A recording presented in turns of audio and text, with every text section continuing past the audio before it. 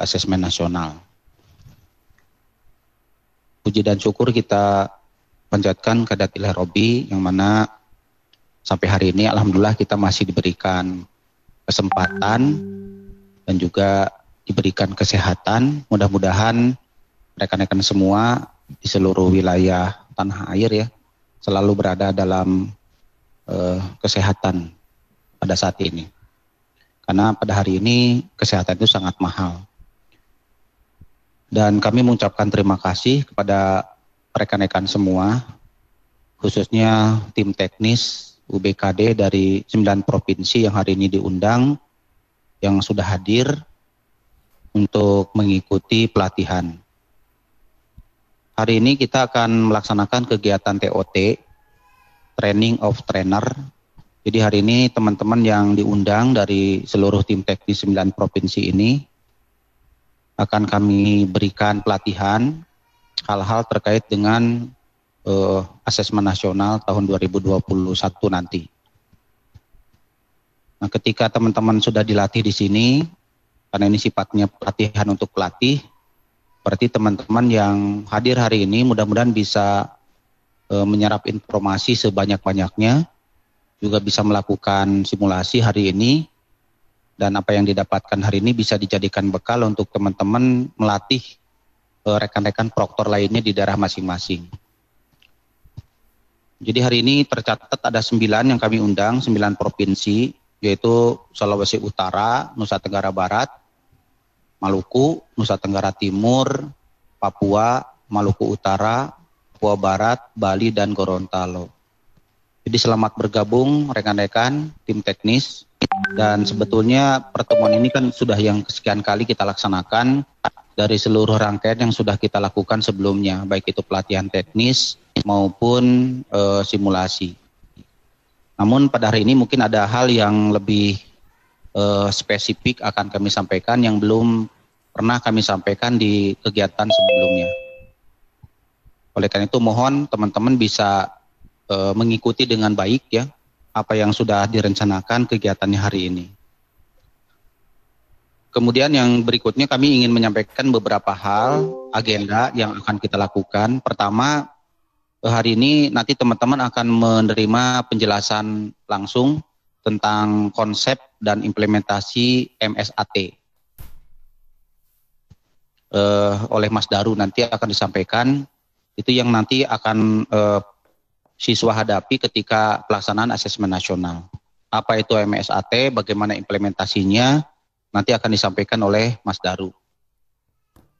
Boleh saya sampaikan juga MSAT itu singkatan dari Multi-Stage Adaptive Testing. Jadi asesmen nasional yang akan kita laksanakan ini sifatnya merupakan tes adaptif.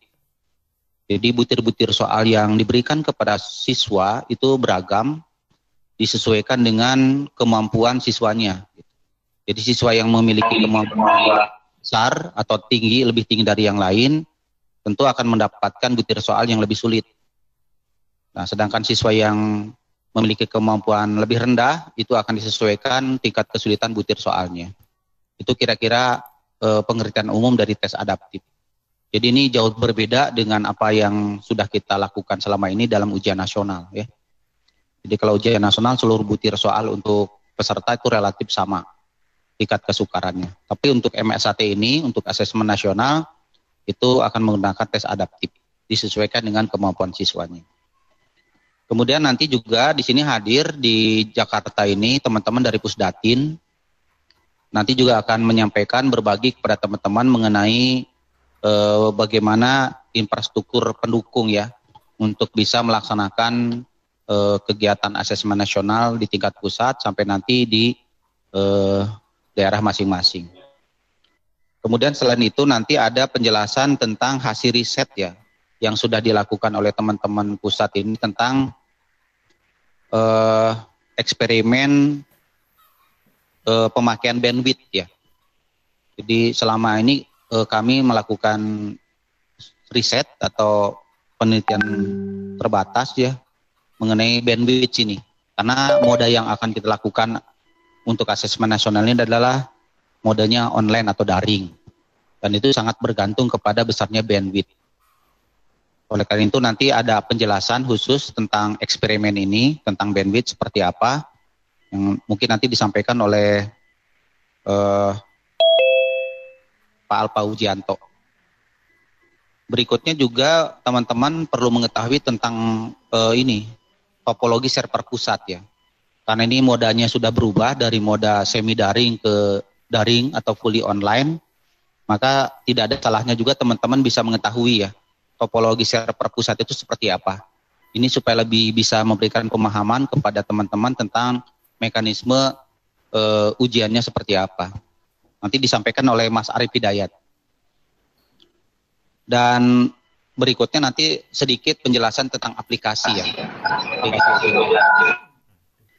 Yang mungkin teman-teman sebagian besar sudah tahu ya karena sudah pernah mencoba. Tetapi mungkin ada hal-hal spesifik yang belum disampaikan ya ketika pertemuan sebelumnya.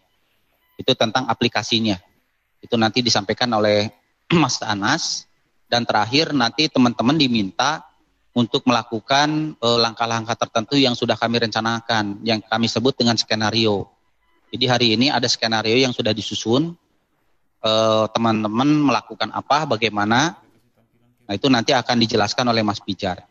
Itu di sesi terakhir melakukan skenario, sekaligus teman-teman melakukan simulasi ujiannya. Dan di ujung kegiatan kami mohon teman-teman selama mengikuti TOT ini mencatat hal-hal yang sifatnya urgen, hal-hal yang sifatnya penting atau temuan-temuan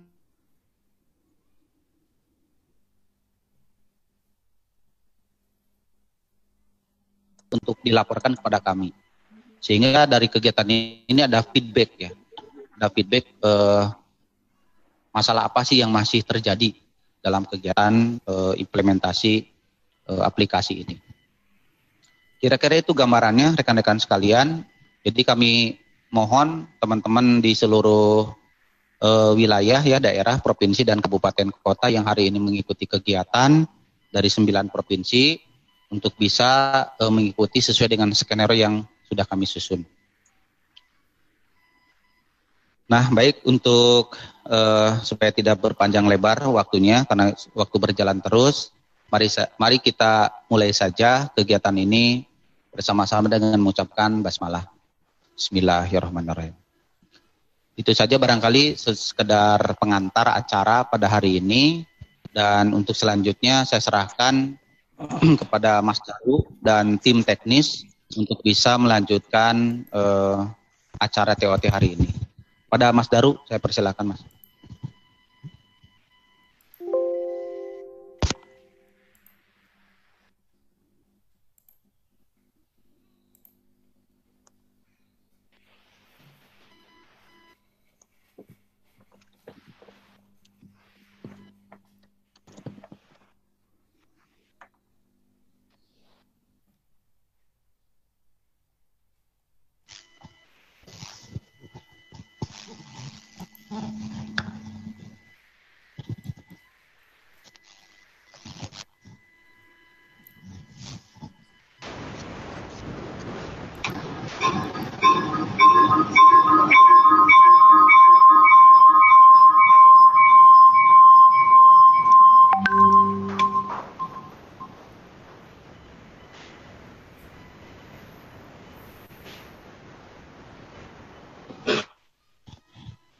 Cek.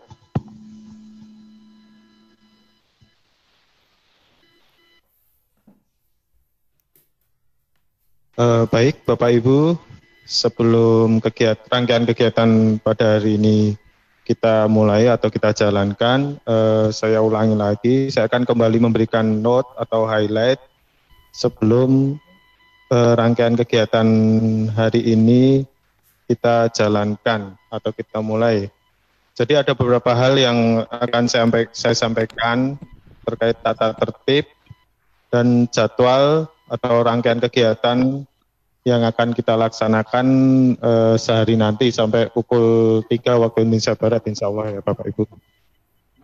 Jadi seperti yang sudah tercantum di web, poin pertama bahwa seluruh tim teknis baik provinsi maupun kabupaten kota dimohon untuk bergabung dalam Zoom meeting dengan menggunakan link meeting yang ada di web pada menu meeting, join meeting. Jadi semua peserta wajib join dari web.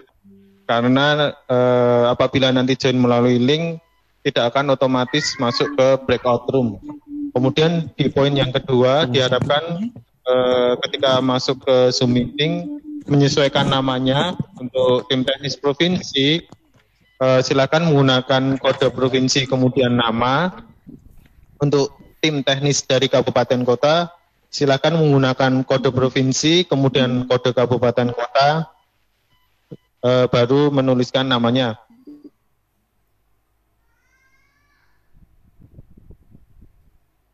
Memute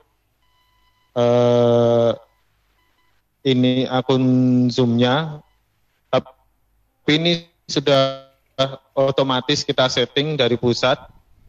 Kemudian yang keempat, tim teknis diharapkan masuk ke dalam Zoom meeting pukul 8.30 atau 30 menit sebelum acara dimulai. Kami lihat di beberapa wilayah sudah sesuai ya, artinya sebelum 30 menit acara dimulai sudah pada masuk, tapi ada sebagian wilayah yang lain masih belum lengkap.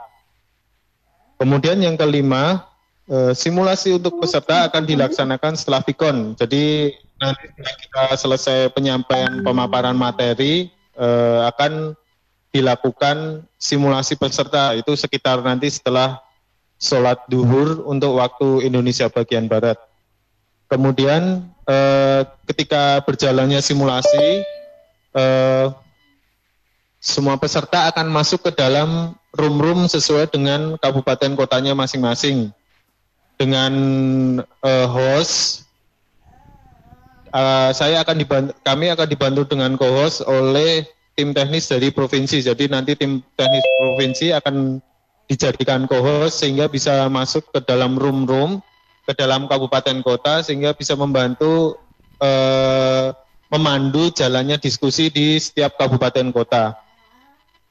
Untuk peraturan tambahan yang lain mungkin seperti yang sudah sebelumnya, minta tolong atau mohon Bapak Ibu melengkapi biodata, terutama nomor handphone dan nomor rekening yang masih aktif. Nah ini dari daerah mungkin muncul banyak pertanyaan ya, ketika mencantumkan nomor telepon dan nomor rekening yang aktif, tapi sampai sekarang belum ada kompensasi yang masuk. Jadi mohon bersabar Bapak Ibu, kami di pusat sedang melakukan verifikasi data, jadi prosesnya cukup panjang karena kita harus menyesuaikan data antara biodata, kemudian foto di Zoom meeting, kemudian absensi, itu kita cocokkan semua sehingga sampai saat ini kami masih dalam proses verifikasi data.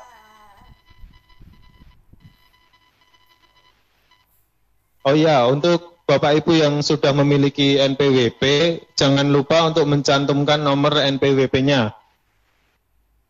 Oke, Bapak Ibu yang berada di wilayah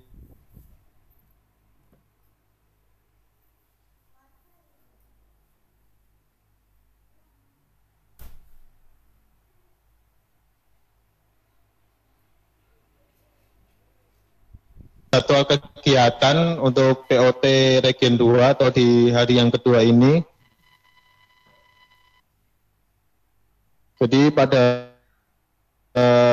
kegiatan yang pertama adalah jam 8.30 sampai jam 9, diharapkan peserta sudah memasuki ruangan masing-masing ruangan. Kemudian untuk selanjutnya tadi pembukaan sudah oleh Bapak Eviana. Setelah ini akan ada penyampaian tentang konsep dan implementasi MSET dalam asesmen berskala besar oleh Bapak Andaru. Kemudian kegiatan selanjutnya adalah ada penyampaian rencana sistem pendataan asesmen nasional yang akan disampaikan oleh Bapak Dodi. Kemudian untuk kegiatan selanjutnya jam 10.15 sampai 10.35 akan ada penyampaian tentang dukungan infrastruktur Kemdikbud terhadap UBKD yang dalam hal ini akan disampaikan oleh teman-teman Pusdatin. rangkaian kegiatan selanjutnya adalah penyampaian hasil eksperimen pemakaian bandwidth internet pada tes UPKD. Nah, ini mungkin jadi highlight yang cukup penting karena teman-teman di sini atau Bapak Ibu di sini akan mengetahui berapa bandwidth minimum yang digunakan untuk peserta. Kemudian selanjutnya tentang topologi server pusat pada UPKD yang akan disampaikan oleh Bapak Arif. Selanjutnya adalah pengenalan fungsi dan desain aplikasi UPKD yang akan disampaikan oleh Bapak Anas. Selanjutnya adalah penjelasan skenario simulasi UPKD dan pembagian breakout room. Ini akan disampaikan oleh Bapak Pijar Hafiz. Pada pukul 12.15 sampai pukul 13.00 kami di pusat akan melakukan istirahat sholat dan makan siang. Silakan untuk Bapak Ibu yang berada di bagian Indonesia wilayah bagian waktu Indonesia Timur dan waktu Indonesia Tengah, silakan menyesuaikan di antara waktu ini, mungkin bisa untuk aktivitas yang lain atau mempersiapkan simulasi. Karena di rangkaian kegiatan selanjutnya adalah simulasi, kemudian kuis atau diskusi tim teknis provinsi dan Pusmenjar.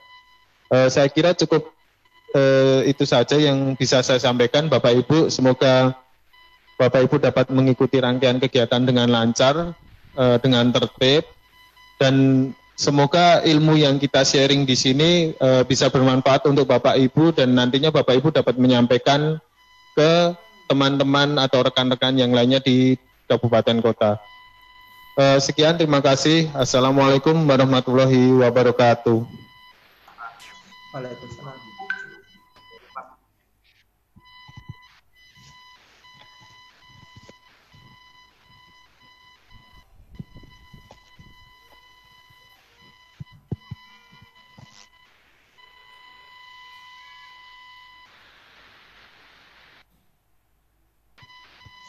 Baik, bismillah. Assalamualaikum warahmatullahi wabarakatuh.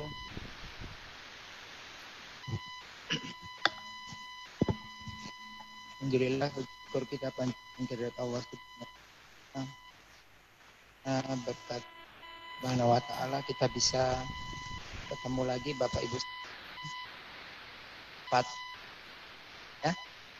Kita Bapak Ibu yang ada di daerah masing-masing. Ada yang di sekolah, mungkin ada yang di kantor, mungkin ada yang di rumah masing-masing.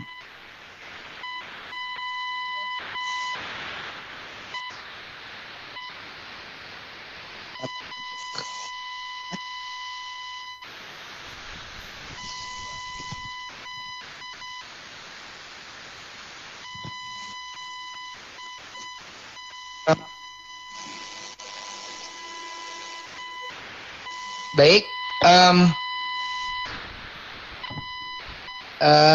mudah-mudahan Bapak Ibu dalam kondisi sehat walafiat ya, karena memang sekarang ini lagi kondisi pandemi ya.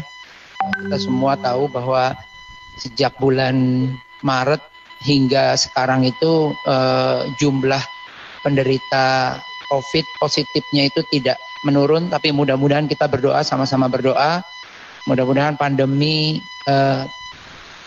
cepat berlalu ya, insya Allah ya, agar supaya aktivitas dapat kembali seperti semula ya, seperti sedia kala. Tidak lupa salawat serta salam kita sanjungkan keberadaan Nabi besar Muhammad Sallallahu Alaihi Wasallam dan kepada para keluarganya, dan insya Allah kepada para sahabatnya dan kepada kita semua hingga akhir zaman.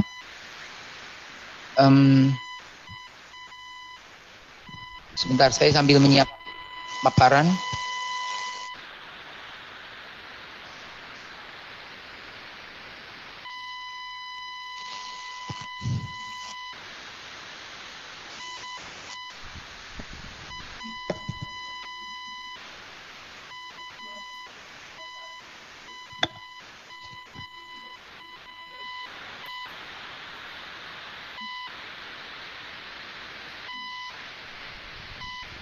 Ya, baik Bapak dan Ibu sekalian yang kami hormati, yang dari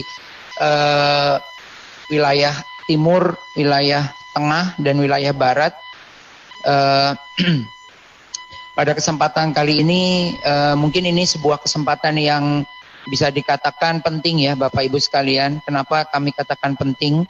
Karena hari ini adalah hari kita memberikan banyak informasi tentang aplikasi yang akan kita gunakan untuk asesmen nasional yang rencananya kita akan adakan di tahun 2021. Mudah-mudahan apa yang kita rencanakan dapat terwujud ya, dan dapat sukses lancar. Dan mudah-mudahan pandemi juga segera berakhir gitu ya. Ini yang kita harapkan. Izin Pak Daru. Baik Bapak dan Ibu sekalian, tadi sudah disampaikan banyak hal oleh Mas Suryo tadi di awal, beberapa peraturan. Jadi kami mohon, karena ini sangat penting ya, momen yang sangat penting, karena belum tentu ada lagi untuk TOT, dan kita biasanya langsung simulasi, walaupun nanti mungkin ada beberapa tahap-tahap lain simulasi. Jadi penting karena ini bagian dari Bapak Ibu, ketika nanti Bapak Ibu harus menjelaskan kepada para proktor-proktor lain di daerah masing-masing. Jadi ini dasar Bapak Ibu, ketika Bapak Ibu nanti mau melatih adalah dasarnya adalah hasil TOT hari ini. Jadi kami mohon dengan sangat Bapak Ibu harus fokus, walaupun memang kita tahu bahwa penyampaian kali ini itu berbeda dengan tahun-tahun sebelumnya yang tatap muka. Hari ini kita harus jarak jauh atau bentuknya adalah Vicon. Pak Daru izin Pak. Tapi saya yakin sudah terbiasa ya Bapak Ibu izin, ya. Pak Daru. Sudah Vicon, sudah terbiasa sudah beberapa bulan ya kita beraktivitas tidak langsung tatap muka, kita berjarak jauh gitu ya. Mudah-mudahan bisa terbayarkan, artinya kelelahannya itu tidak seperti awal-awal kita Vicon. Ya, ini mungkin saya menceritakan sedikit tentang kenapa kita menginginkan atau ingin membentuk atau tujuan dari pembentukan tim teknis UBK Daring tahun 2020 sekarang.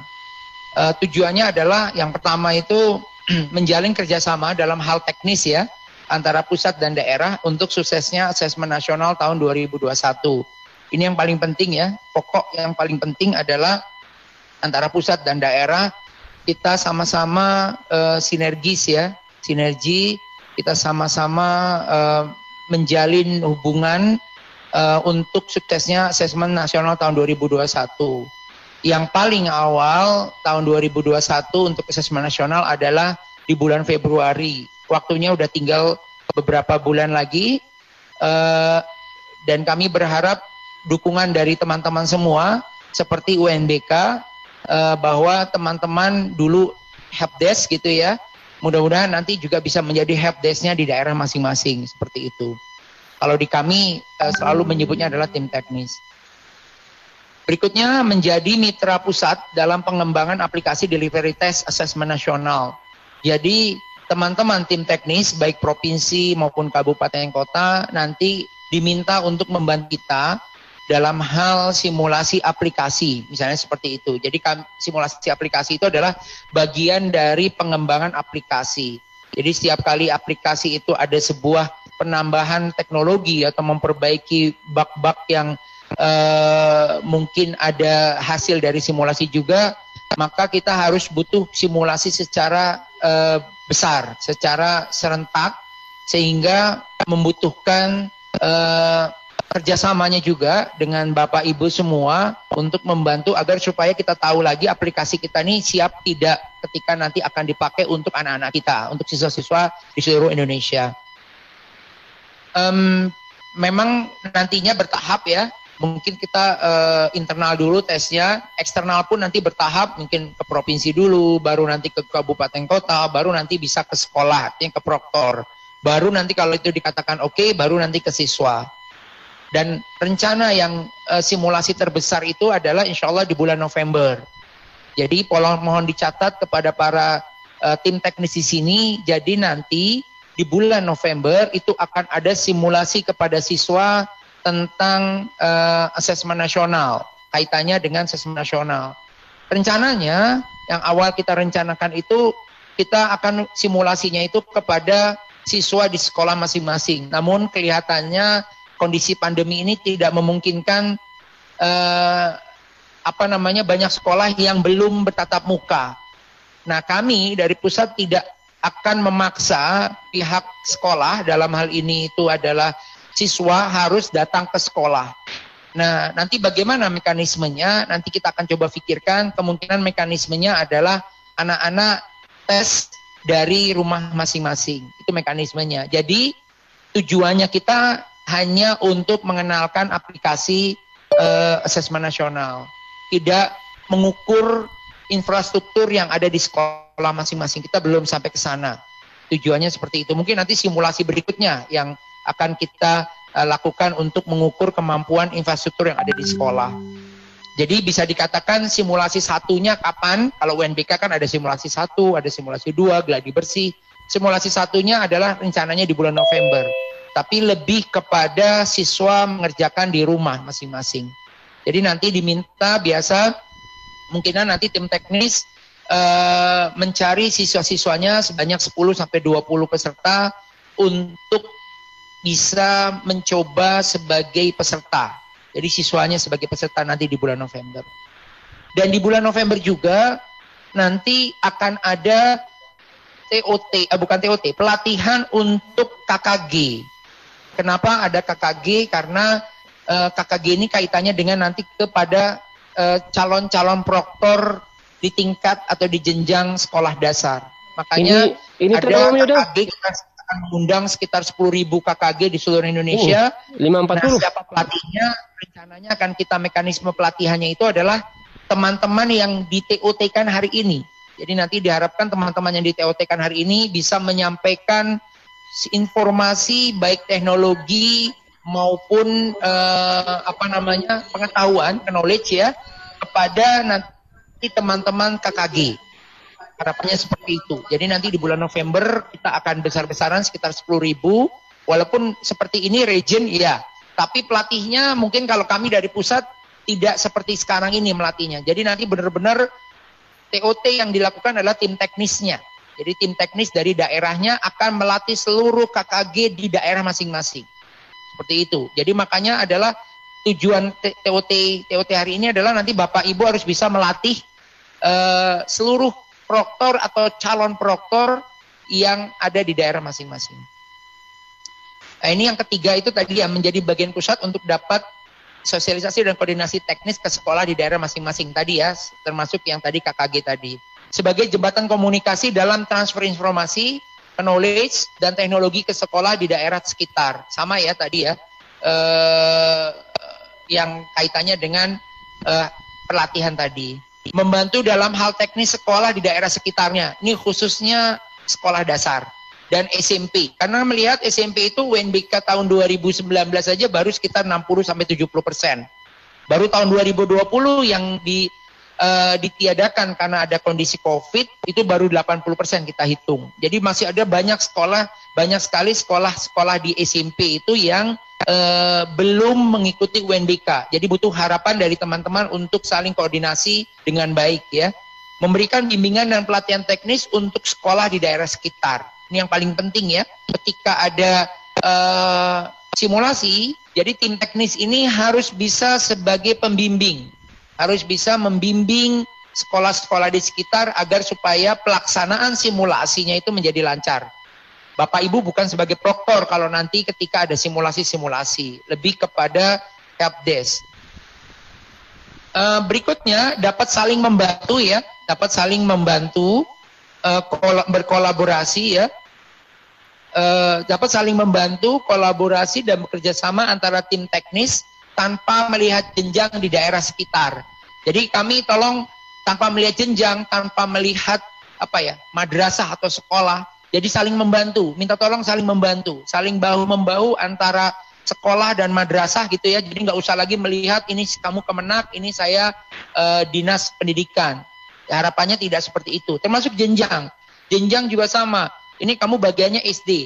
Kalau memang masih kondisinya itu masih bisa menghandle masing-masing jenjang, masing-masing kementerian, monggo silakan. Tapi ketika sudah keteteran dan sudah butuh bantuan, tolong jangan segan-segan membantu, saling membantu tim teknis yang ada di daerah masing-masing. Ini penting Bapak Ibu sekalian. Makanya dari awal kita sudah selalu mengundang teman-teman dari Kemenak, mengundang masing-masing jenjang, ada SD, SMP, SMA, SMK. Ya mungkin kalau terlalu jauh, misalnya kalau SMP membantu teman-teman dari SMA, SMK. Mungkin yang paling penting itu adalah satu jenjangnya dulu, ininya dulu, rumpun ya, misalnya SMP dengan SD, karena kan dia rumpunnya ada dikoordinasikan di kabupaten kota. Tapi kalau seandainya udah SMP, SMA kan koordinasinya ada di provinsi. Paling saling membantunya di situ mungkin bisa gitu ya. Artinya tidak langsung jauh ke SD, tapi tidak mengapa kalau seandainya harus lari ke beda jenjang yang tadi itu, beda koordinasi ya, tidak koordinasi.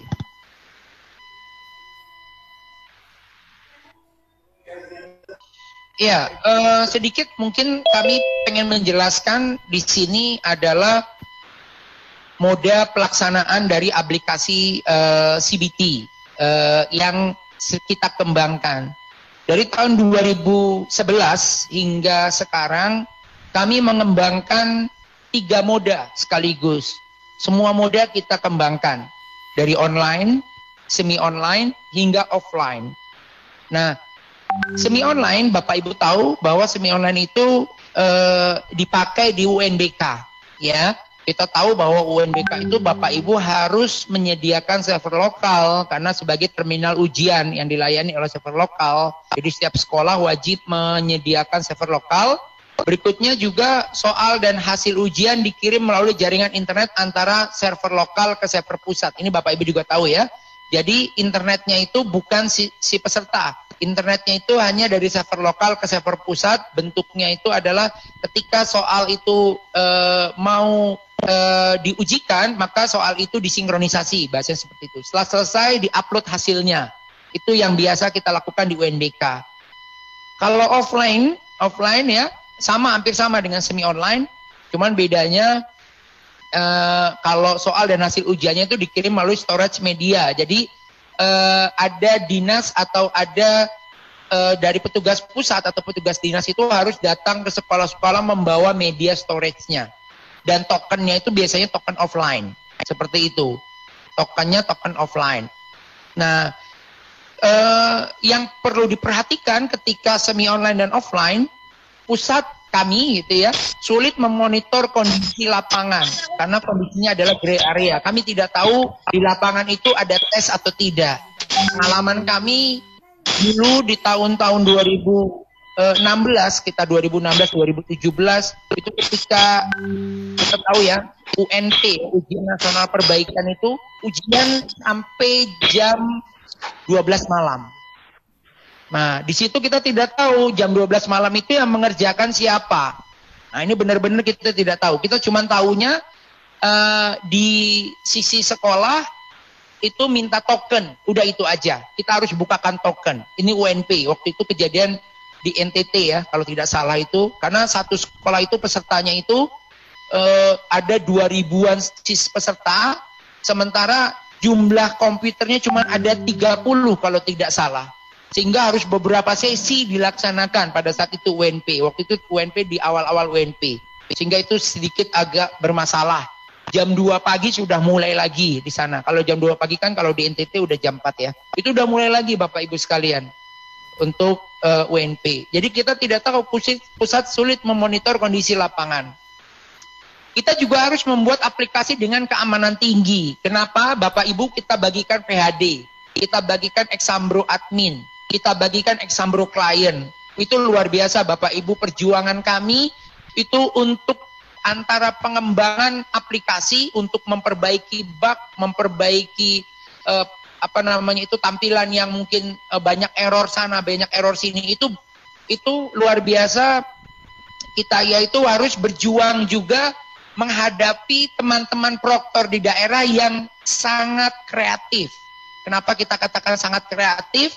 Teman-teman di daerah itu luar biasa ya, proktor-proktornya itu pagi baru kita launching VHD, sore harinya itu sudah ada laporan kalau VHD itu ada yang bisa bongkar. Seperti itu. Jadi VHD ini luar biasa. Alhamdulillah di tahun 2018 kalau tidak salah 2019 saya lupa, VHD-nya itu sudah dilengkapi dengan BitLocker. BitLocker sudah kita tambahkan sehingga alhamdulillah tidak ada laporan lagi yang mengatakan bahwa VHD kita ada yang mencoba masuk dalam. Ketika belum ada BitLocker, ya Bapak Ibu pasti merasakan lah dari tahun 2015 seperti apa, 2016 seperti apa, UNBK 2017 seperti apa, UNBK laporan-laporan seperti apa, sampai ada Mbak Titik yang belum muncul-muncul, masih Mas Trip yang muncul-muncul seperti itu. Jadi itu yang kita alami ya. Terus juga ketika Bapak Ibu ingat ya 2015 Bapak Ibu harus laporkan serial number ke kami, nelpon ke kami menerima telepon dan lain sebagainya. Sehingga di tahun 2018 alhamdulillah sudah lebih kelihatan lebih sistematis ya, sistematis sehingga mudah dipakai oleh teman-teman proktor. Sehingga orang-orang yang baru sebagai proktor harusnya lebih mudah menggunakan. Namun tetap kami berjuang membuat aplikasi dengan keamanan tinggi. Berikutnya juga kita harus memperhatikan spesifikasi server di sekolah. Spesifikasi server itu di sekolah itu luar biasa. Banyak yang di bawah standar. Kadang dikerjakan oleh 40 siswa itu bermasalah. Seperti itu. Jadi banyak sekali kita komplainan. Itu yang kita rasakan. Dan komputer di sekolah yang mungkin di bawah standar, termasuk infrastruktur. Banyak sekali kabel-kabel, karena kita persyaratan masih menggunakan kabel ya pada saat itu. Jadi kabel itu banyak yang kabel kiloan yang dipakai. Kabel kiloan itu artinya Bapak Ibu membeli kabel kiloan entah di mana, kalau dipakai kuku aja udah lepas itu kabelnya. Jadi yang kita rasakan itu seperti itu. Dan banyak switch yang masih di bawah standar. Katakanlah switchnya baru, tapi 10-100. Ini luar biasa, dipakai di 40 peserta. Juga ada sampai 10-100 1 giga kemampuan switch. Namun pas dicek banyak port-port yang sudah mati. Dan banyak sekali bermasalah di sisi portnya. Nah, ini yang masalah ketika kita merasakan UNBK dari tahun 2015 hingga tahun 2019. Karena 2020 ditiadakan ya, walaupun SMK sudah sempat ikut ya, SMK sudah sempat melaksanakan UNBK di tahun 2020. Setelah itu baru ditiadakan. Itu yang terjadi ketika kita melaksanakan semi online dan offline. Termasuk token, ada yang tokennya itu tidak valid, sering tidak valid dan lain sebagainya. Nah, pengembangan kita, memang kita dari tahun 2011 sudah mengembangkan online, namun baru kita sentuh baru tahun ini online. Artinya kita benar-benar kita melakukan scaling, scale up dan scale out server kami. Terus juga kita mengetahui kondisi-kondisi lapangan, mengetahui kondisi, dan alhamdulillah karena kondisi COVID ini jadinya kita terbantukan. Jadi semua yang tadinya itu merasa bahwa Indonesia itu pasti sudah dilalui dengan sudah punya akses internet. Namun kenyataannya ketika terjadi di sekarang ini dengan kondisi COVID barulah kelihatan teknologi internet di Indonesia ini masih jauh tertinggal seperti itu. Tapi mudah-mudahan dengan adanya nantinya asesmen nasional yang online di tahun 2021, walaupun mungkin belum sempurna ya, walaupun nanti mungkin belum sempurna, tapi seperti UNBK 2015, 2016 semakin baik, 2017 semakin baik. Nantinya berharap sekolah-sekolah itu yang tadinya tidak memiliki jaringan internet yang kuat, dengan adanya asesmen nasional yang semuanya harus menggunakan fully online, nantinya mungkin pemerintah dalam hal ini mungkin dari Kominfo atau mungkin dari kementerian terkait itu memikirkan akan hal itu. Jadinya nanti gelaran kabel FO dari Sabang sampai Merauke itu bisa terlaksana seperti itu. Jadi sehingga jaringan internet itu mau di pantai, harapannya seperti itu ya, mau di pantai, di hutan, itu semua bisa dapat 4G minimal seperti itu. Jadi harapannya seperti itu. Jadi makanya kita mulai tahun ini kita mengembangkan tes online. Otomatis dengan adanya tes online ini, terminal ujian dilayani oleh server pusat. Sekolah tidak perlu lagi menyediakan server lokal. Soal dan hasil ujian dikirim langsung dari klien server pusat, jadi tidak lagi ke server lokal, jadi langsung lempar ke pusat. Nah, kelebihan dan kekurangannya, yang pertama, kalau kami dengan mode online jauh lebih enak. Kenapa kami katakan lebih enak? Karena pusat mudah memonitor kondisi lapangan. Jadi pusat mudah memonitor kondisi lapangan. Jumlah peserta yang online berapa, peserta yang lagi mengerjakan berapa, itu semua dicatat oleh kami langsung, real time. Ada aktivitas atau tidak, log-lognya si proktor tercatat, log-lognya siswa langsung bisa kita lihat. Itu semua dapat kita pantau langsung dari pusat. Itu kelebihannya. Kalau kondisi online. Beda kalau tadi semi online dan offline. Semi online dan offline benar-benar kita gray area. Sudah, kita tidak tahu. Di sana ada tes atau tidak. Bahkan dari tahun 2017 hingga tahun 2019 kalau kita rasakan kan ada beberapa temuan-temuan yang bahkan di tahun 2018 kalau tidak salah, atau 2019 saya lupa, itu ada yang proktor bermasalah hukum gara-gara yaitu bermain curang seperti itu. Jadi kita tidak tahu pelaksanaannya seperti apa. Tapi kalau kondisi sekarang, apalagi nanti webcam diwajibkan. Kalau webcam diwajibkan lebih enak lagi. Kita di pusat benar-benar memantau kondisi lapangan luar biasa. Termasuk aktivitas proktor, kalau webcamnya diwajibkan, kita bisa melihat proktornya itu lagi ngapain. Juga nanti kita bisa memantau di dalam komputer peserta, itu kita bisa lakukan, bisa mencari tahu dia lagi membuka apa. Seperti itu bisa kita pantau juga. Jadi karena langsung semua ke pusat seperti itu. Jadinya harus menyiapkan sistem teknologi pusat yang mampu diakses oleh ini yang menjadi kendala di kita. Makanya kita selalu mengadakan simulasi skala kecil, simulasi skala besar karena kita harus menyiapkan sistem teknologi pusat yang mampu diakses oleh banyak peserta.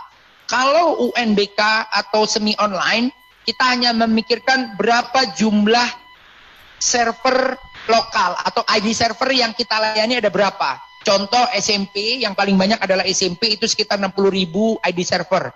Kita aman, ID server 10.000. Jadi kita bisa menghitung. Biasanya di kami hitungannya sekitar 500 sampai 1.000 ID server itu dilayani oleh satu server. Sehingga bisa kita hitung kalau seandainya ada 60.000 ID server, maka harus kita siapkan sekitar 120 kalau 500 ID server kita layani. Jadi kita harus punya 120 cloud server ya, harus memiliki 120 cloud. Nah, untuk yang online ini kita teknologinya kita berbeda dengan semi online. Makanya kenapa? Karena yang kita layani bukan lagi tadi 60.000. Yang kita layani adalah siswa langsung. Berapa juta? Ya bisa langsung sekaligus kongkarannya bisa 1 juta, 2 juta ya. Kalau kita nanti hitung ya. Bisa sampai 2 juta yang kita layani. Langsung sekaligus. Dan tidak ada bahasa itu nge-lag gara-gara di kami. Tapi kalau gara-gara misalnya seandainya di sekolah, ya makanya kesempatan simulasi itulah harus dilakukan uji coba di mereka. Seperti itu. Jadi di kami tidak boleh ada bahasa di sekolah itu nge-lag gara-gara kami. Seperti itu. Memperhatikan spesifikasi komputer dan jaringan di sekolah yang memungkinkan di bawah standar. Nah ini yang nanti kita minta bantuan dari teman-teman tim teknis untuk saling mengingatkan kepada para proktor bahwa perhatikanlah kondisi spesifikasi komputer dan jaringan. Kalau dulu UNBK atau semi online itu bertanya-tanya tentang spesifikasi server lokal atau server sekolah, kalau untuk yang online yang ditanya atau yang dilihat itu adalah jaringannya. Apa itu? Adalah internetnya. Berapa bandwidth-nya? Segini. Dedicated tidak. Nah, nanti dihitung seperti itu. Itu yang terjadi. Nah, berikutnya yang ada di sebelahnya itu adalah bisnis proses dari ujian berbasis komputer. Nah, kalau Bapak Ibu perhatikan ya, di sini Bapak Ibu rasakan kan kelihatannya hanya ada delivery test ya, yang Bapak Ibu rasakan tes segala macam. Sebenarnya ada aplikasi di belakangnya Bapak Ibu, yaitu disebut dengan authoring. Dan ada aplikasi di depannya, yaitu apa? Scoring. Jadi sebelum delivery test ini bisa Bapak Ibu rasakan, ada proses panjang juga namanya authoring. Apa itu authoring? Itu biasanya dia item digitalize, item proofreading, item reviewing dan editing, booklet randomize. Jadi hal-hal ini yang dilakukan ketika authoring. Pertama, penulisan soal melalui authoring. Terus juga melakukan digitalisasi soal di authoring. Terus juga hasil pembacaan ketika hasil digitalisasi dengan komputernya seperti apa. Itu namanya item proofreading. Terus juga ada item reviewing dan editing. Jadi kalau seandainya bank soal itu sudah di proofreading, sudah di digitalisasi, maka harus di reviewing atau di editing. Jadi harus direview oleh reviewer, oleh guru-guru lain untuk dilakukan editing. Baru dilakukan acak paket. Nah, acak paket ini penting. Makanya selalu kita sebutkan kalau kita sampaikan bahwa setiap peserta untuk UNBK itu pasti mendapatkan paket yang berbeda. Itu udah pasti. Kenapa? Karena ada proses booklet randomize. Artinya adalah paket acak paket ya. Di sini ada acak paket. Jadi proses authoring itu adalah input soal dan peserta ke database. Nah, kalau udah bicara UNBK itu luar biasa Bapak Ibu sekalian. Kalau untuk input soal dan peserta itu jumlah kalau nyebutnya di database itu row-nya itu udah puluhan juta row gitu ya. Karena jumlah soalnya banyak, apalagi teori kejuruan ya. Kalau teori kejuruan itu luar biasa, mata pelajarannya banyak, paketnya juga banyak. Jadi makanya input soalnya itu luar biasa banyak. Nah, kalau untuk delivery test, nah delivery test ini di dalamnya ada CAT, MSAT, dan CBT, web application. Jadi semua web aplikasi. Apa fungsinya? Untuk data synchronize ya, kalau semi online, take exam. Jadi kalau untuk ujiannya, dan upload respon. Itu kalau seandainya semi online ya, upload respon, termasuk juga kalau online juga upload responnya kan langsung. Jadi delivery test itu adalah yang Bapak Ibu rasakan ya, yang Bapak Ibu ujikan atau simulasikan. Nah, scoring itu juga ada direct scoring. Kalau direct scoring kan langsung embed atau tertanam scoringnya itu di dalam sistem delivery-nya. Tapi ada indirect scoring. Kalau indirect scoring ini biasanya nanti ada pengolahan lagi di belakangnya. Jadi kayak UNBK kan, makanya hasilnya tidak langsung kelihatan. Jadi kita harus olah lagi. Nanti kita harus bandingkan dengan peserta lainnya dan lain sebagainya. Jadi di sini ada generate respon jawaban. Nah, ini mekanisme bisnis proses dari tes online. Saya nggak akan menceritakan lagi semi online karena semi online saya yakin Bapak Ibu sudah banyak paham karena UNBK dan sudah merasakan sendiri. Sekarang kita akan lari ke mekanisme bisnis proses dari moda tes online. Ada server pusat. Server pusat itu ada bank soal atau authoring proses, ada item pool repository, ya, ada bank soal. Jadi kumpulan soal repository, kita nyebutnya repository item pool. Terus juga ada CBT Sync Web. Jadi tetap kita menggunakan CBT Sync Web yang saling berkomunikasi dengan item pool repository seperti itu. Jadi server pusat itu adanya ini ya. Jadi ada seperti ini. Nanti Bapak Ibu ada proktor, ada pengawas, ada siswa, klien ini siswa ya, itu terhubung langsung ke server pusat. Jadi tidak ada lagi klien ke proktor sekarang untuk online. Ya, tidak ada lagi hubungan klien ke pengawas, tidak ada lagi hubungan pengawas ke proktor dan lain sebagainya. Jadi semuanya lari ke pusat. Makanya kita ini tahu apa yang dilakukan klien, apa yang dilakukan proktor, itu kita semua bisa memantau. Dan kalau udah bicara online. Nah, di proktor, ya kita bicara proktor dulu. Proktor itu juga nanti akan ada CBT Sync Web. Sama dengan ketika semi online. Memasukkan username, password, di situ juga Bapak Ibu tugasnya melakukan reset login peserta. Jadi ketika ada peserta minta reset login, Bapak Ibu lakukan reset login. Terus juga ada permintaan penentuan kelompok. Nanti kelompok Bapak Ibu sudah tentukan sesi ya, kaitannya dengan kelompok ini sesi 1, sesi 2, atau sesi 3. Seperti itu. Penentuan event. Jadi eventnya apa? Apa data tes ya? Data tesnya apa? Event hari pertama atau event hari kedua, misalnya seperti itu. Release token. Di sini saya kurang tambahannya mencetak report listing. Ya, jawaban peserta juga harus dicetak. Sama. Proktor di sini sama fungsinya seperti semi online. Tapi kalau semi online kan ada sinkronisasi. Di sini tidak ada. Di online tidak perlu sinkronisasi. Di online harus ada semi online harus melakukan upload peserta. Di sini tidak melakukan upload peserta. Di semi online ada backup hapus, tidak melakukan backup hapus di sini. Yang ada hanya ini saja, melakukan riset login peserta, penentuan kelompok, penentuan event, rilis token, dan sebagainya. Untuk klien, untuk peserta, ya peserta kita lihat di sini dia tidak terhubung ke Proctor. Beda kalau semi online. Semi online ini berbeda ya. Nah, klien ini apa? Butuhnya adalah Exambro klien. Exambro klien butuh sehingga bisa tes. Tanpa Exambro klien tidak bisa tes. Nah, kita lari ke pengawas. Kalau dulu pengawas itu harapannya mereka hanya administratif. Sekarang kita akan siapkan dashboard. Nanti dashboard khusus untuk pengawas. Tapi ini mungkin belum kita rilis dalam waktu dekat ya. Mudah-mudahan bulan November sudah bisa kita rilis. Paling telat bulan Desember.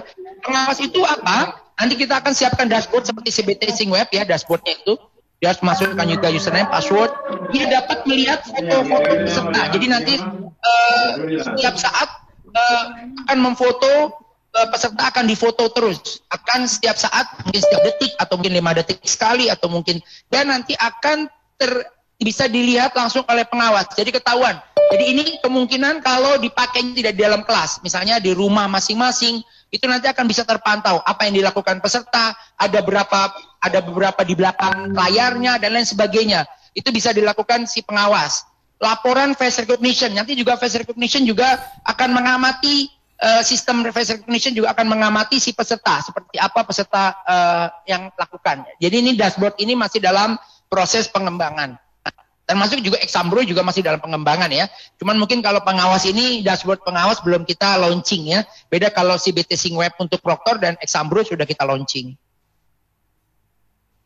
Nah ini perbedaan ujian mode semi online dan online.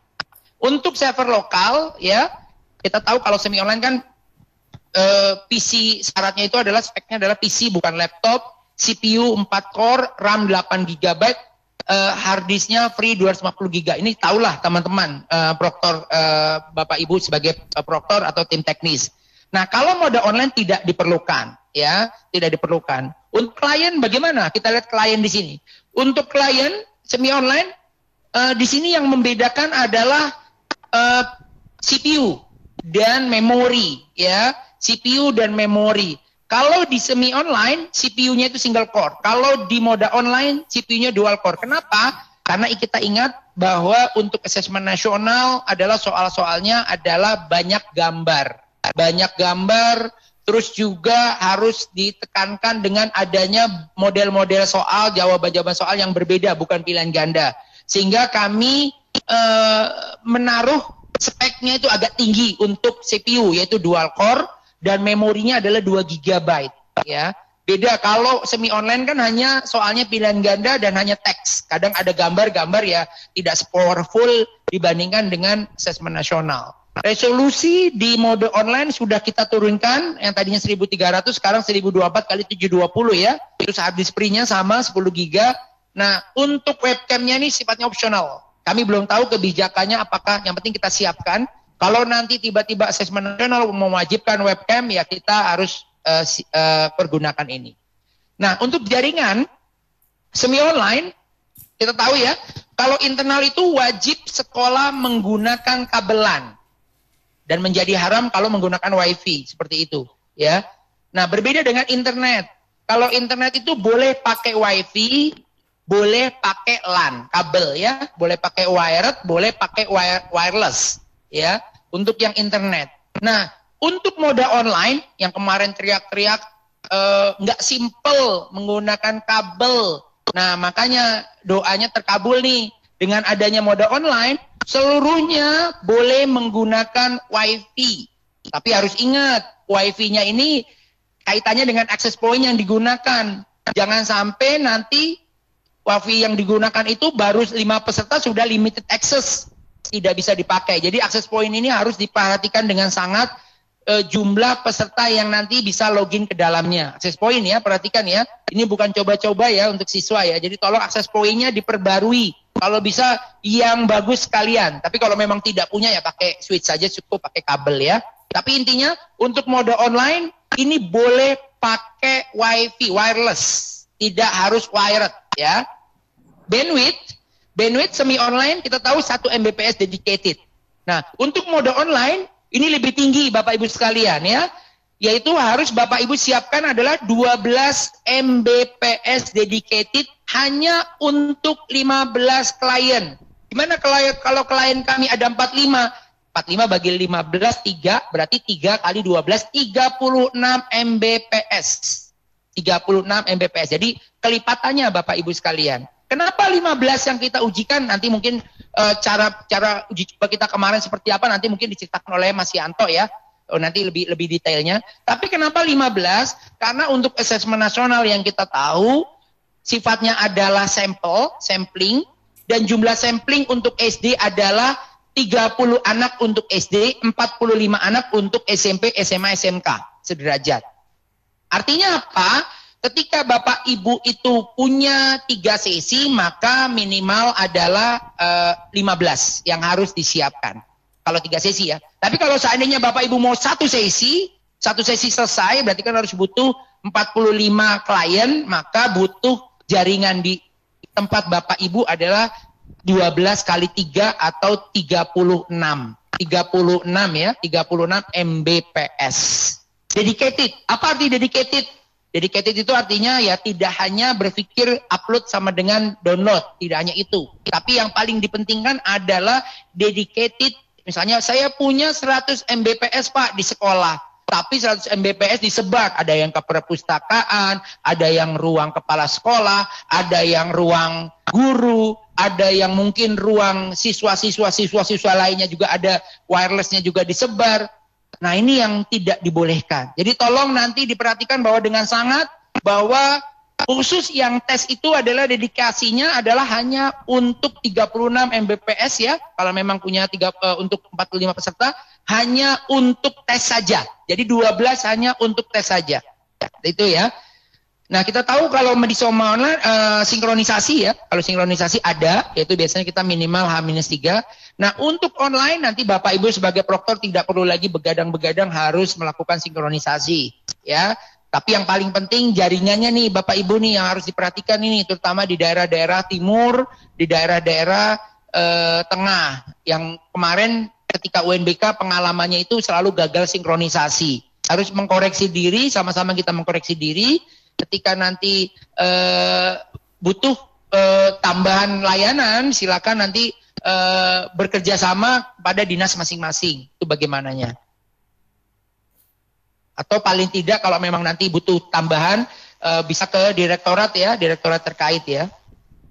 Nah, masuk ke dalam sistem tes tadi sudah dijelaskan oleh teman-teman, oleh Pak Evi ya, bahwa untuk asesmen nasional 2021 kita tidak menggunakan konsep CBT, computer based test ya. Kita tidak menggunakan atau nyebutnya itu adalah konvensional test. Konvensional test. Jadi CBT adalah konvensional test.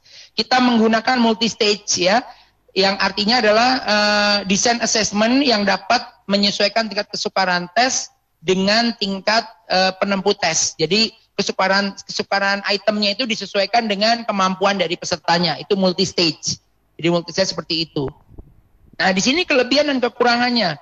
Nah, kalau yang kemarin UNBK menggunakan semi online itu menggunakan CBT ya, menggunakan teknologi pendekatannya adalah atau modelnya adalah model CBT. Kalau untuk asesmen nasional menggunakan MSAT, multi stage adaptive testing. Apa kelebihan dan kekurangannya? Untuk CBT, kelebihannya pastinya mudah dalam perakitan tes. Ya, mudah dalam perakitan tes. Kita tahu bahwa peserta itu dapat tes ini, paketnya ini, soalnya ini, itu sudah kita tahu.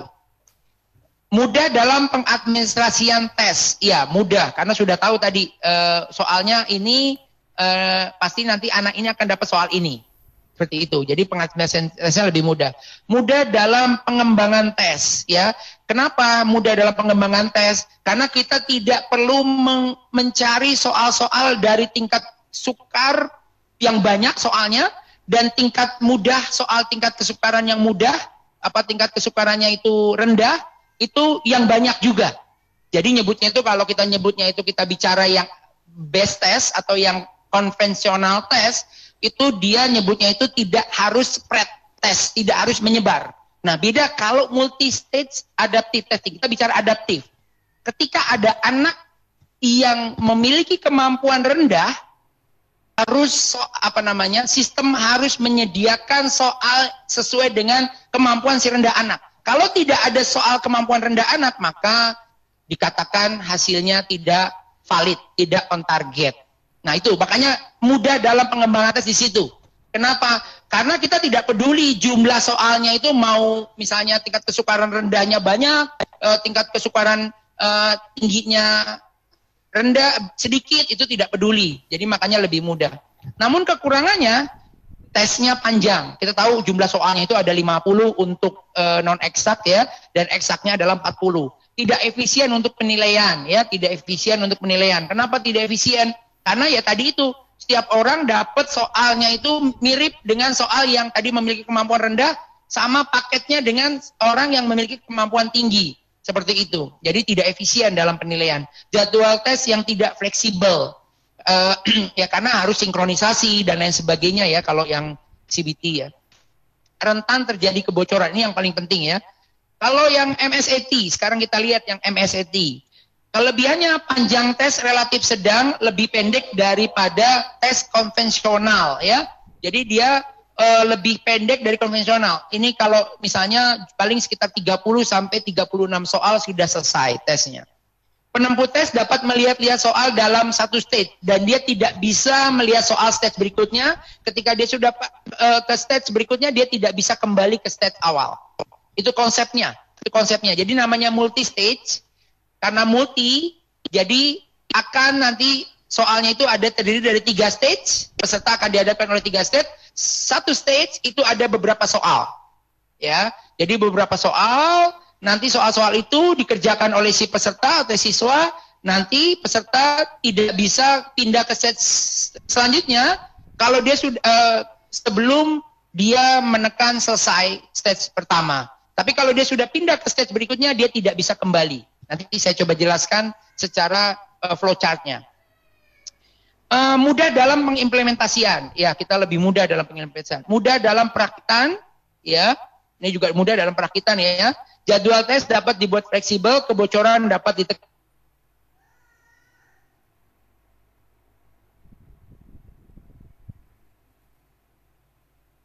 Mendekat saya juga belum tahu. Tergantung tingkat tergantung kemampuan saya. Kalau kemampuan saya itu tinggi di atas teman saya, maka saya akan dapatkan paket-paket soal yang sulit dibanding teman-teman saya. Kekurangannya berdasarkan asumsi model tertentu, memang masih dalam perhitungan-perhitungannya itu menggunakan asumsi-asumsi ya. Butir soal yang muncul sulit untuk dikontrol ya, tadi saya sebutin. Jadi saya belum tahu dapat soalnya mana untuk yang berikutnya, set kedua dan lain sebagainya. Mahal dalam pengadaptasian tes karena menggunakan komputer. Kalau yang CBT atau yang UN gitu ya, itu bisa menggunakan kertas Bapak Ibu sekalian. Nah kalau yang MSAT atau nanti assessment nasional karena menggunakan MSAT, maka tidak mungkin menggunakan kertas. Kenapa? Yang pertama pastinya agak susah memberikan soal yang nanti kamu dapat paket 1 dapatnya ini. Ketika jawabannya banyak yang benarnya, maka dapat yang ini. Ini tidak bisa, tidak semudah itu. Jadi kalau pakai kertas lebih susah, lebih sulit untuk implementasinya. Nah ini flowchart-nya adalah ini yang terakhir ya. Ini slide terakhir ya. Ada 3 stage. Tadi saya sebutin namanya multi stage ya. Multi stage ada 3 stage ya. Stage 1, stage 2 dan stage 3. Kita lihat di sini. Stage 1 itu isinya apa? Stage 1 itu isinya adalah di sini ada kelas asal tapi levelnya mudah. Jadi kelas asal tuh misalnya gini. Kan kita tahu bahwa asesmen nasional ini kan nanti untuk kelas 5 ya, kelas 5, kelas 8, kelas 11. Artinya kelas asal adalah kalau si anak itu di kelas 5 katakan atau kelas 8 lah yang tengah-tengah kita ambilnya.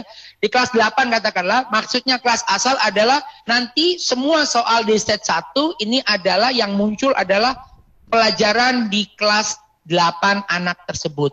Ya. Jadi nanti kelas 8. Nah, levelnya level apa? Level mudah.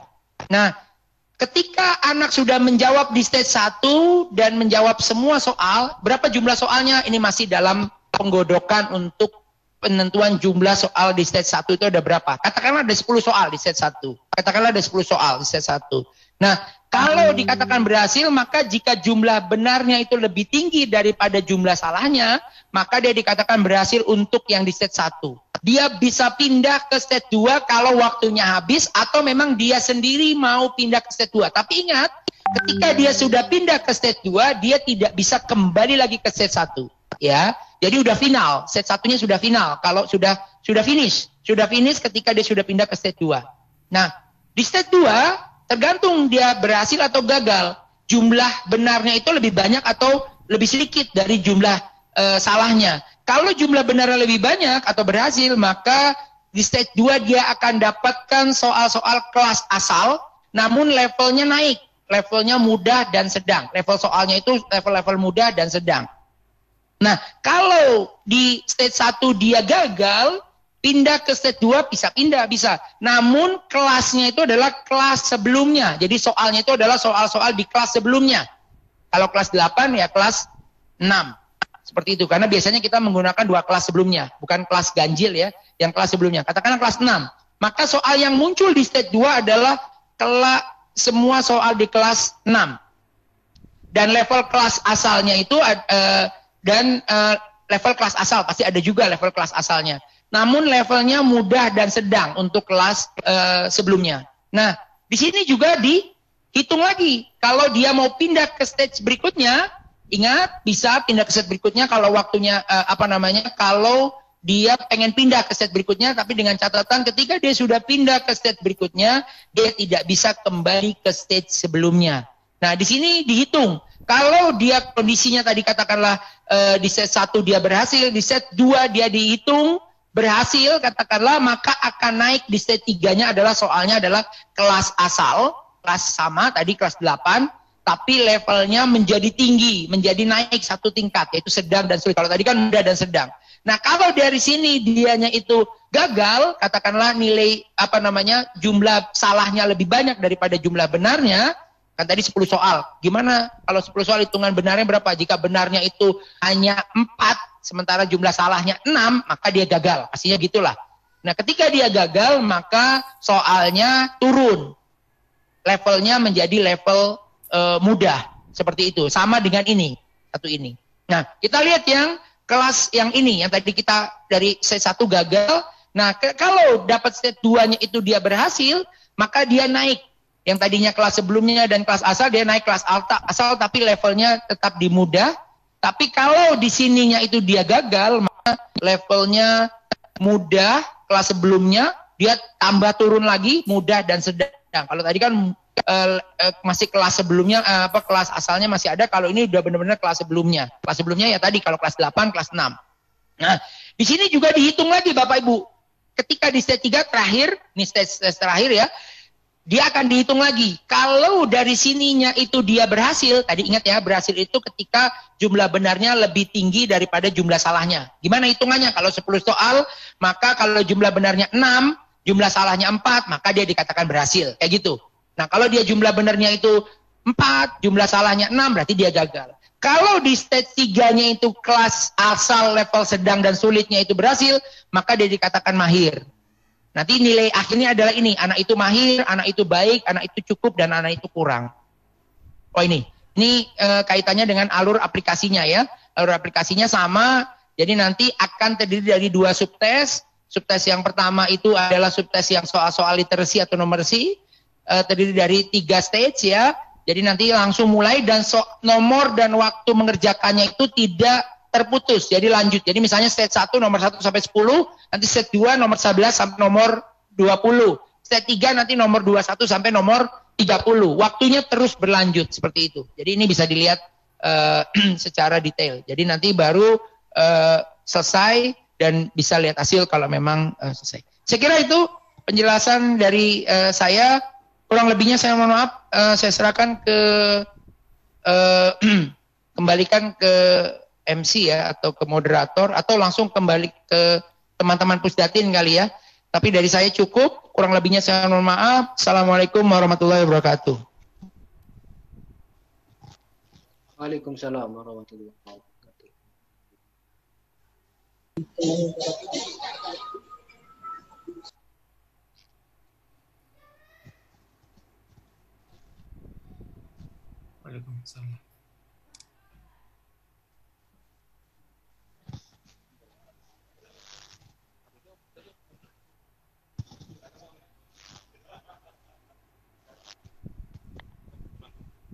Online. Waalaikumsalam. Baik, untuk materi selanjutnya adalah dukungan infrastruktur Kemdikbud untuk pelaksanaan UBKD yang akan disampaikan oleh Bapak Dharma. Untuk Bapak Dharma, waktu dan tempat kami persilahkan. Terima kasih, Mas. Bukan skim lagi, skim terus.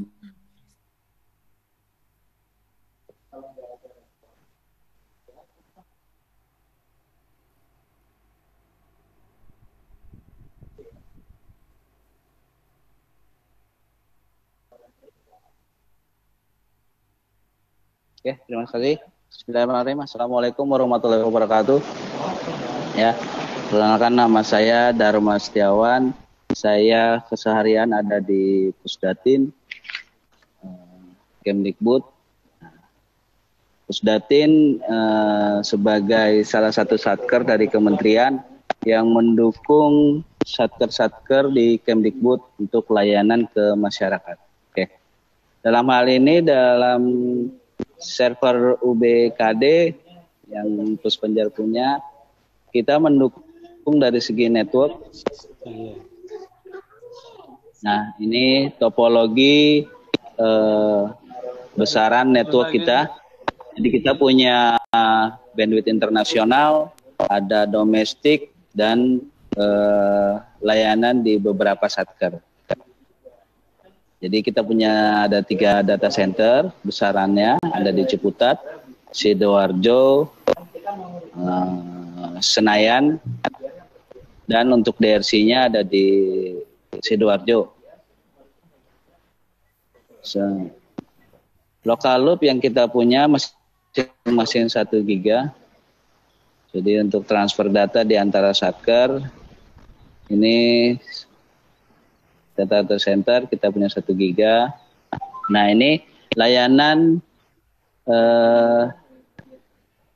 dari topologi yang digunakan dari server WNBKD ini. Ini suara saya kedengeran? Jelas, Mas?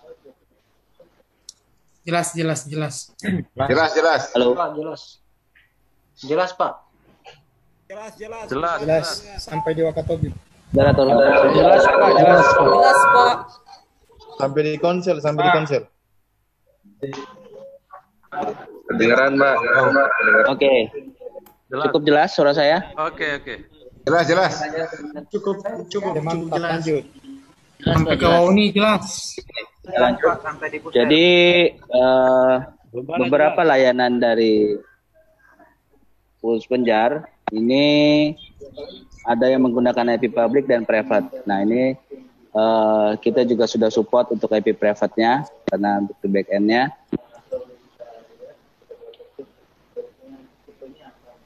Nah, ini layanan ini juga menggunakan load balancing dengan speknya itu prosesor 8 core, memorinya 16, harddisknya 80 GB. Nah, ini beberapa spesifikasi dari server yang masing-masing rata-rata prosesornya adalah 16 core, memorinya 96, harddisk 600 GB. Dan untuk di database-nya ada prosesornya juga 16, memorinya 250, harddisknya 1,2 tera, ada yang 600. Jadi ada beberapa server database. Nah, untuk lalu lintasnya server, kita ada monitoringnya. Jadi kita bisa melihat apakah server ini up atau tidaknya dari segi utilisasinya storage-nya atau network-nya.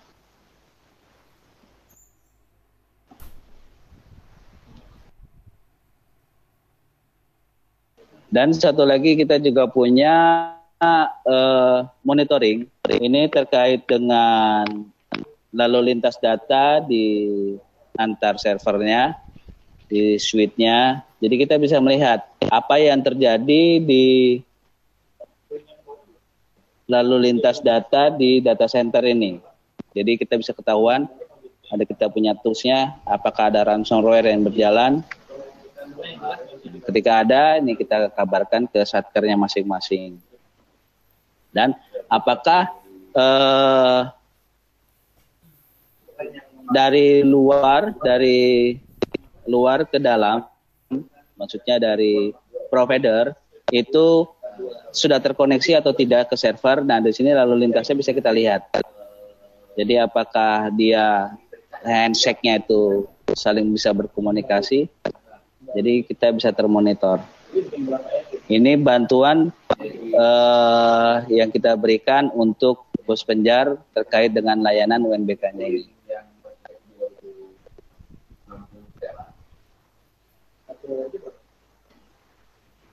Dan layanan ini kita berikan sesuai request. Ketika satker itu meminta, kita baru akan aktifkan.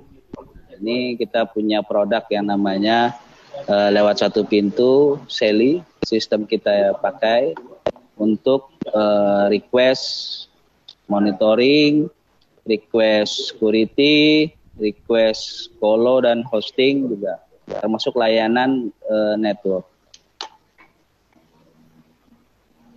Oke, secara garis besarnya itu bantuan yang kita berikan untuk layanan dari Pos Penjar terkait dengan UNBKD ini.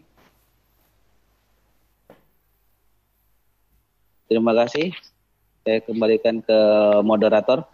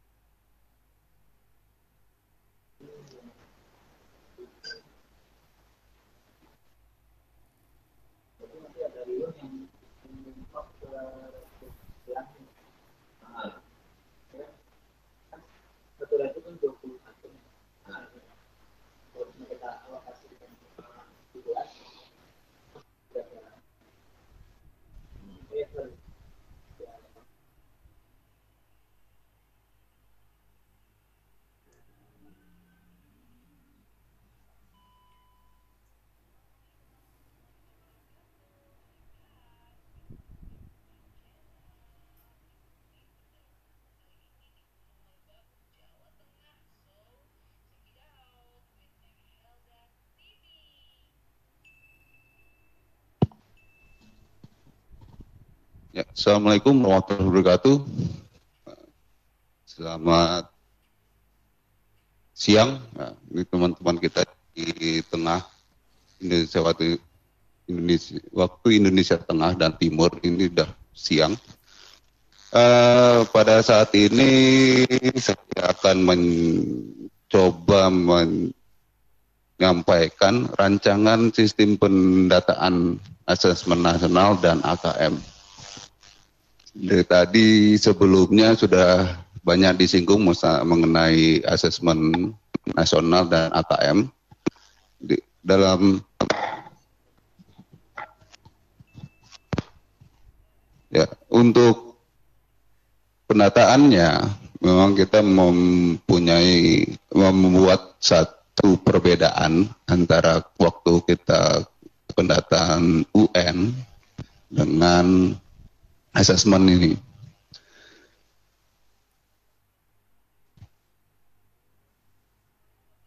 Jadi pada pendataan ini kita mendata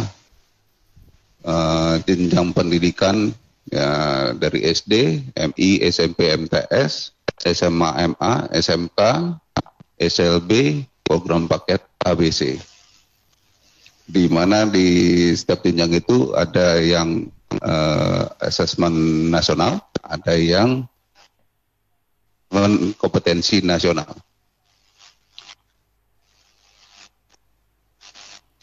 Dan untuk sebelum kita melakukan pendataan itu memang perlu kita untuk mengidentifikasi Bapak Ibu, terutama dari dinas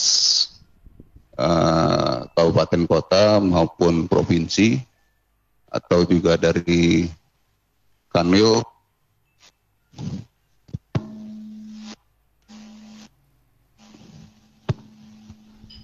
Tes dari Kanwil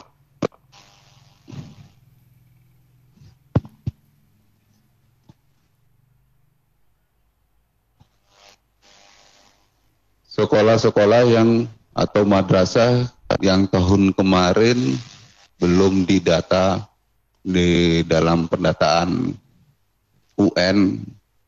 Nah, jadi data-data sekolah itu masih kita ambil dari data sekolah yang mengikuti UN tahun kemarin. Data sekolah yang sekolahnya baru dan memiliki kelas menengah. Kelas menengah itu maksudnya kelas 8, kelas 11, kelas 4 gitu. Itu bisa didaftarkan ke laman pendataan. Dan sekolah yang memiliki siswa akhir juga.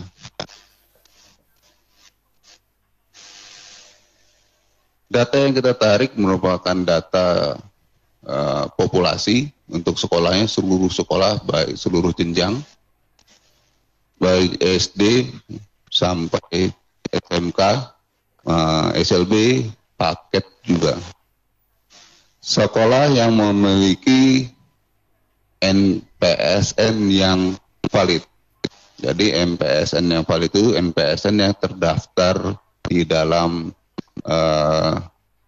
Perval SP.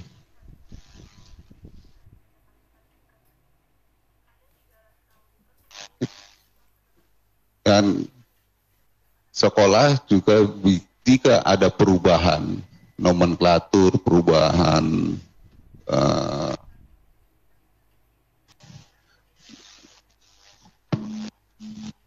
lokasi, itu juga tolong di verifikasi di laman pendataannya.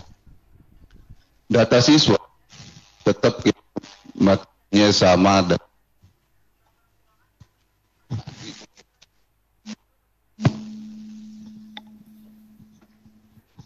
Maaf, ini mic-nya agak putus-putus.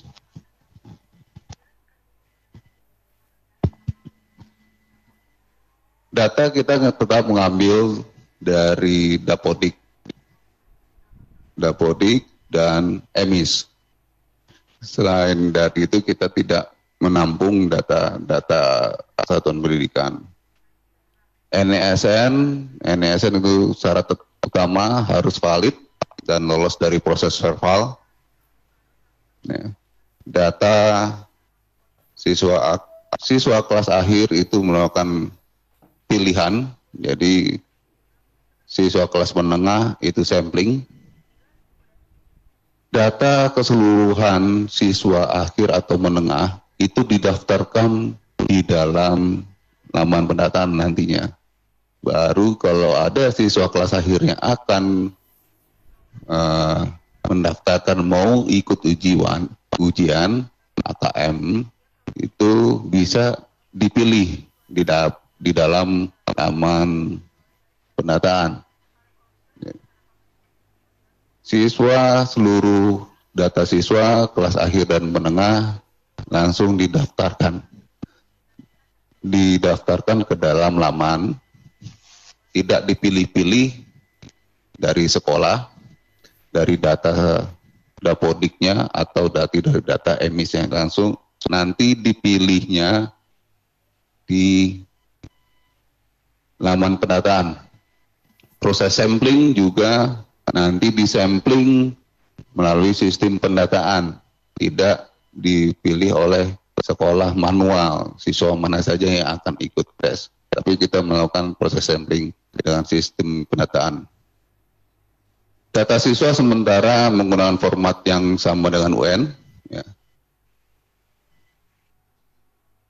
ya itu tidak kemungkinan ada perubahan, ada penambahan field yang nanti akan kita jelaskan. Dan untuk kebutuhan yang nanti ini, yang kita perlu tahu data yang fix atau yang valid mengenai siswa yang memiliki kebutuhan khusus. Siswa yang memiliki kebutuhan khusus terutama tunanetra. Dalam hal ini aplikasi kami belum bisa memenuhi kebutuhan siswa kebutuhan khusus tunanetra dalam menjalani tes.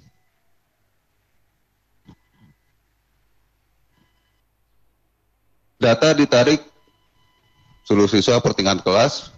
Penarikan data bisa dilakukan oleh satuan pendidikan, dinas kabupaten kota, atau dinas provinsi.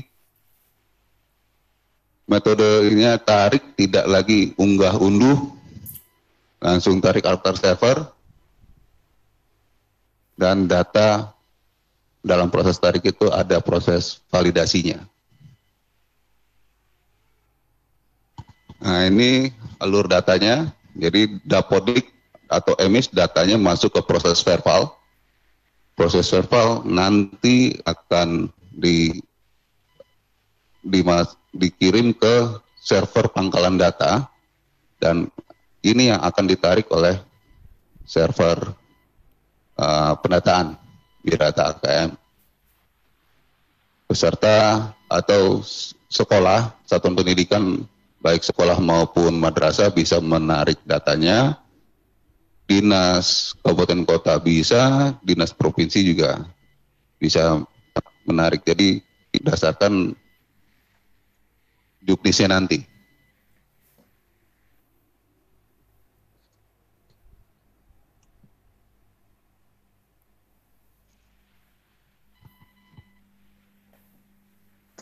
Biodata peserta yang kita tarik itu berisi nama siswa, tempat dan tanggal lahir, nama orang tua, jenis kelamin, agama, alamat, NIPD atau nomor induk peserta didik atau nomor induk siswa di sekolah, NISN, kelas paralel rombel, program studi, kompetisi keahlian, nomor peserta UN jenjang sebelumnya, kurikulum, MPSN, jenis ketunaan.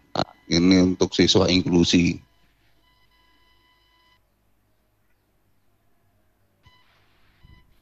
Selain data tadi, peserta didik juga kita mengambil juga data ekonomi sosialnya. Itu berupa jenis tinggal, alamat transportasi, anak keberapa, layak PIP, alasan layak PIP, jenjang pendidikan ayah, pekerjaan ayah, penghasilan ayah, jenjang pendidikan ibu, pekerjaan ibu, penghasilan ibu, jenjang pendidikan wali, pekerjaan wali, penghasilan wali. Nah, untuk wali, jika siswanya atau peserta didiknya ikut atau tinggal di wali, tidak tinggal di orang tua atau anak panti asuhan, itu bisa di wali. Pernah PAUD atau pernah TK, hobi, cita-cita, jarak rumah ke sekolah, hitungan kilometer, waktu tempuh ke sekolah, menitnya, jumlah saudara kandung. Ini data yang ada di entrian dapodik. Untuk sementara datanya masih banyak data yang belum terisi, belum lengkap. Mohon Bapak Ibu, terutama yang nanti yang berhubungan dengan pendataan ini yang di Dapodik, diminta untuk melengkapi siswa kelas menengah dan siswa kelas akhirnya.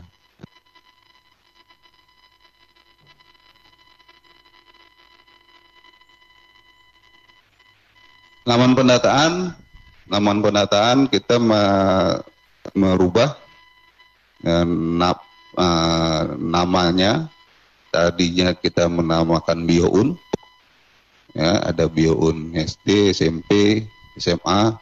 Nah, sekarang menjadi Bio SD, Bio SMP, Bio SMA, SMK, Bio Paket, Bio SLB. Untuk peserta terutama SD, ya, untuk SD kita yang dites itu anak kelas 5, dan waktu tes itu kalau dijadwalkan tahun depan itu di bulan Agustus, dan kita data anak SD itu anak kelas 4 semester genap. Ya, jadi pendataannya pada saat anak tersebut di kelas 4 di semester genap tahun depan.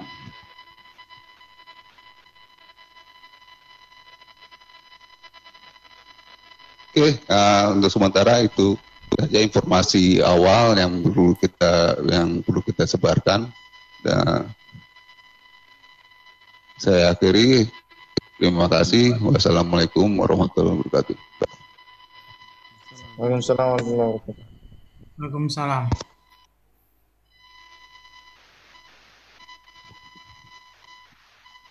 Baik, terima kasih atas penyampaiannya Bapak Rodi Agung Santoso. Untuk wilayah tengah, silakan melanjutkan istirahat sholat dan makannya, sementara kegiatan kami akan tetap berjalan sesuai dengan jadwal. Siap. Untuk selanjutnya silakan ada penyampaian tentang hasil eksperimen pemakaian bandwidth internet pada tes UPKD yang akan disampaikan oleh Bapak Muhammad Alfaujianto. Waktu dan tempat kami persilahkan. Silakan Bapak Muhammad